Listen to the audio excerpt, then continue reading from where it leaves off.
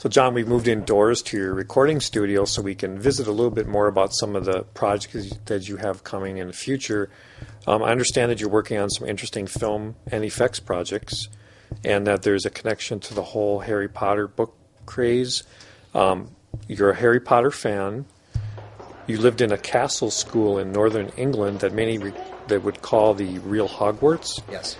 And you liken yourself to the real Harry Potter, magic and all, while living at the castle. Right.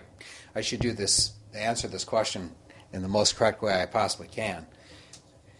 I lived in this castle in northern England, an exchange program in the late 1980s. It was about 8 to 10 years before the first Harry Potter book came out. And it's called Alnwick Castle. It's an exchange program. And J.K. Rowling was going to school, high school or college, at about the same time I was living in northern England. Well, it turns out that Harry Potter movies 1 and 2 were filmed to a large degree at Alnwick Castle, where I had gone to school. So the connection was very uncanny. They shoot a movie where kids live in this castle school, and here I lived in the actual castle school where they filmed. And I didn't think Harry Potter was a cool thing. I thought it was just some dumb kid's book, kid with strange glasses and goofy hair. And I wasn't really into it. But then when I found out that Alnwick Castle was the set, and then I read the first book and the second book, and I started thinking, God, I'm getting a lot of the same kind of vibes when I read this book as I remember what it was like when I was a student there. Because it was this big castle. It was big on the scale of what Hogwarts looks like, although Hogwarts was larger. It was similar. And I thought about the kinds of things that the characters did, the walking around late at night, some cases going where they weren't supposed to go, and on and on and on. I started thinking, God, it was kind of like I was Harry Potter at this castle, except there wasn't magic. There was classes and other things. One of the things that I used to do at the castle quite often alone was to go into this spooky piano hall. It was the Great Hall. So like Hogwarts had its Great Hall, the castle had it too. And in the Great Hall, which was adorned with all of these animal heads, basically trophies from many years when the Dukes of Northumberland and family went hunting in Africa. So there were quite a few animals hanging from the wall, and it was pretty spooky. You walk in there and you look up and you see all these heads.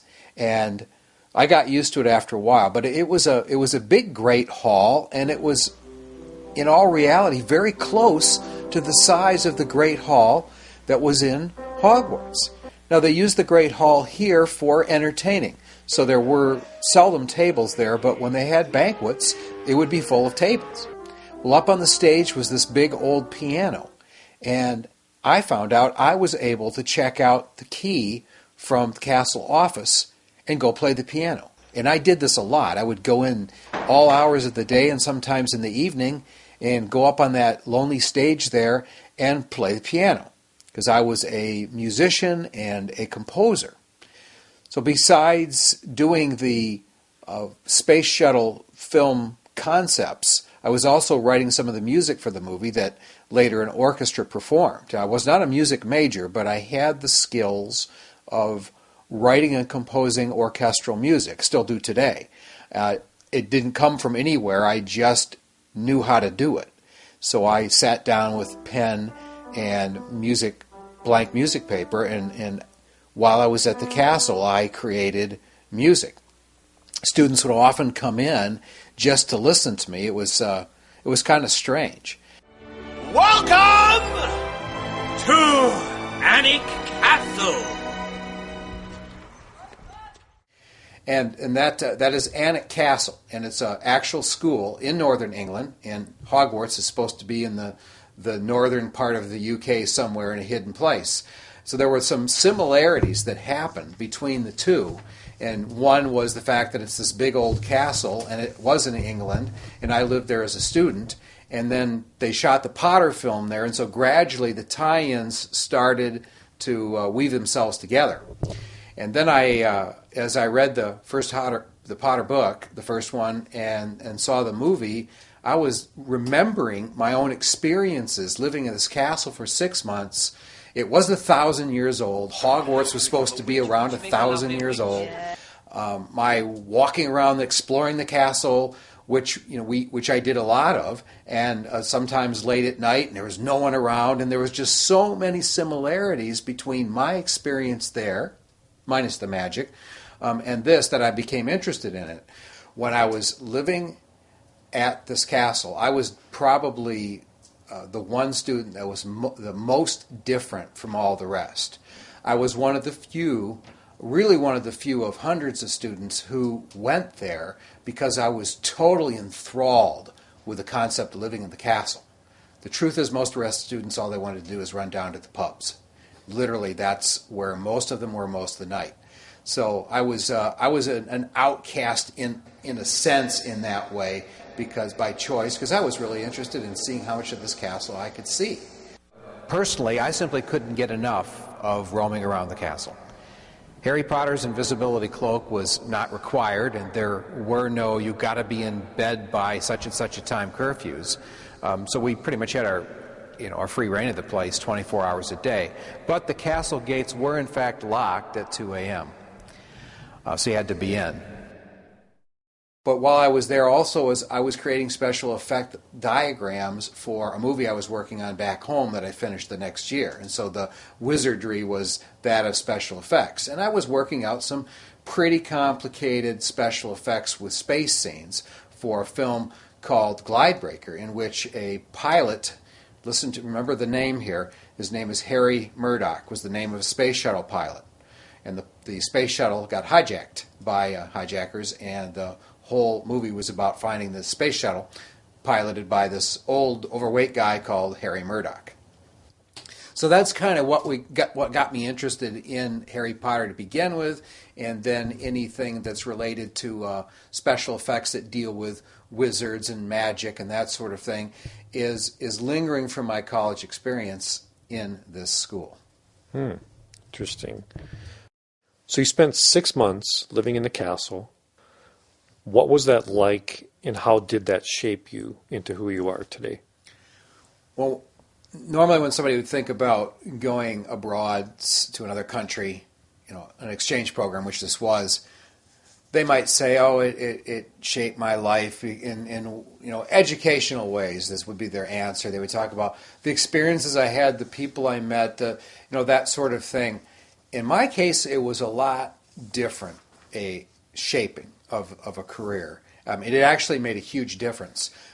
I'm fairly sure that I would not have followed my career path that led me to where I am today had I not gone to Alnwick Castle.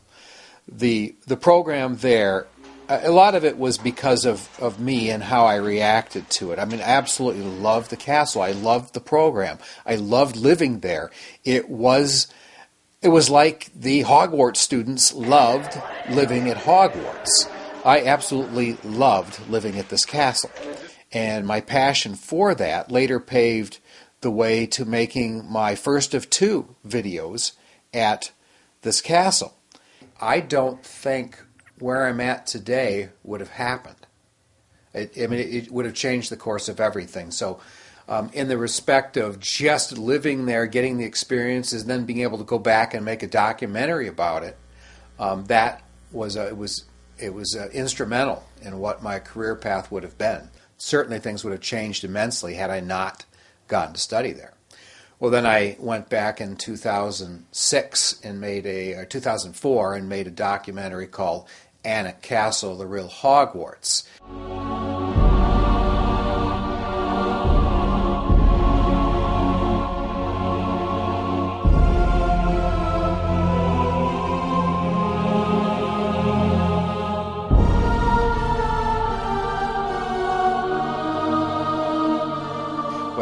That's what they call themselves now. At the castle, they have Hogwarts banners, and they have different Harry Potter type flags and signs all over the place. They've got castle entertainers that are dressed like the Harry Potter figures. but they changed their name for licensing reasons, but it's the same kind of characters. He's a head teacher of a university course from America. And because they haven't got any reasonable facilities here, they are coming to use the wonderful medieval surrounds of Hogwarts.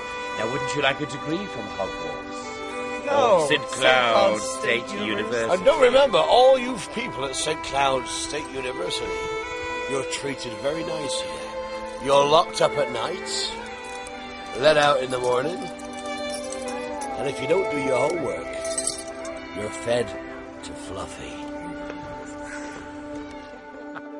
And so in a sense, both the entertainment of this castle, which is open for tours, and the school there refer to themselves as Hogwarts. So we made a documentary called The Real Hogwarts, but it's really about living there and what it's like to be a student. So and it's quite an interesting story. So if anybody's looking for what's the real Hogwarts, if there could be such a place, if there is such a place, it's Anna.